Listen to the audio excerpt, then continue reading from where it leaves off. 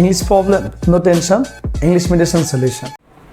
প্রিয় শিক্ষার্থী, English medicine EM এর পক্ষ থেকে আপনাদের জন্য শুভেচ্ছা। আজকে আমরা সাবজেক্ট এগ্রিমেন্টের দ্বিতীয় ক্লাস নিয়ে আপনার সামনে আসছি। এই ক্লাসটির মাধ্যমে আমরা দেখাতে চাই যে সিঙ্গুলার দুটি সাবজেক্ট যদি অ্যান্ডে যুক্ত হয় তখন ভার্বের ফলাফল কী হবে। আমরা জানি যে যদি কোনো সেন্টেন্সে সিঙ্গুলার সাবজেক্ট থাকে সেক্ষেত্রে ভার্ব কিন্তু কী হবে, সিঙ্গুলার হবে। কিন্তু সিঙ্গুলার দুটি নাউন অর্থাৎ সাবজেক্ট যদি আপনার অ্যান্ডে যদি যুক্ত হয় সেক্ষেত্রে কী হবে। আমরা যদি বলি যে করিম যদি ভাত খায়, অর্থাৎ করিম যদি ভাত খায় সেক্ষেত্রে রহিমের কি পেট ভরবে? আমরা সবাই বলবো যে না, ভরবে না।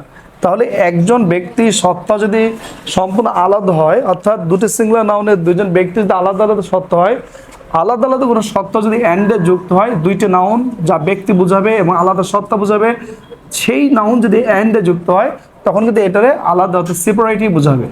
যখন দুইটি সেপারেট হয় তখন এই ভার্বটা অবশ্যই কী হবে, প্লুরাল হবে, অর্থাৎ সিঙ্গুলারের কোনো সুযোগ নাই।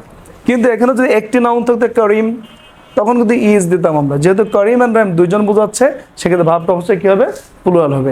এই প্রশ্নগুলি কিন্তু আমরা ইদানিং দেখতে পাচ্ছি যে আমাদের বিশ্ববিদ্যালয় থেকে শুরু করে একদম বিশেষ পর্যন্ত ক্লাসে সাবজেক্ট এগ্রিমেন্ট থেকে পরীক্ষা আসছে। আপনারা অবশ্যই আমাদের ক্লাসগুলো ফলো করবেন, ভালো লাগলে আপনারা শেয়ার করবেন, লাইক দেবেন, কমেন্ট করবেন এবং আমাদের যে চ্যানেলটি ইংলিশ মেডিসিন ইএম এটা সবার মধ্যে ছড়িয়ে দেবেন।